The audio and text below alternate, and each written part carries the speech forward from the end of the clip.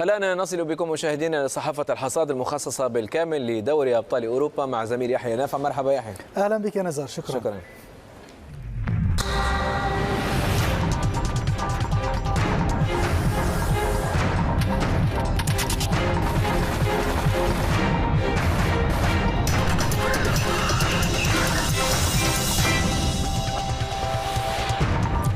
أهلا بكم. البداية بطبيعة الحال من إسبانيا. برشلونة يعانق السماء بعودة تاريخية، هكذا عنونت سبورت الكتالونية واصفة إنجاز برشلونة التاريخي. سبورت ذكرت أن نيمار كان بطل لا ريمونتادا في الليلة الساحرة بالكامب نو، فحصل على ركلة جزاء وسجل هدفين وتمريرة حاسمة للهدف السادس، مؤكدة أن الفريق الكتالوني استطاع تجاوز هدف كافاني قبل نصف ساعة من نهاية المباراة.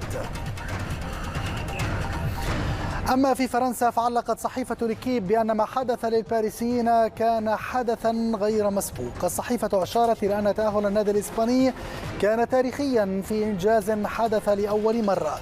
ليكيب وصفت ما جرى للفريق الباريسي في الكامب نو بالإذلال، فعلى الرغم من رباعيته في الذهاب تضيف الصحيفة الفرنسية فإن سفينة باريس سان جيرمان غرقت في برشلونة ب6 أهداف ل1 في مباراة الإياب.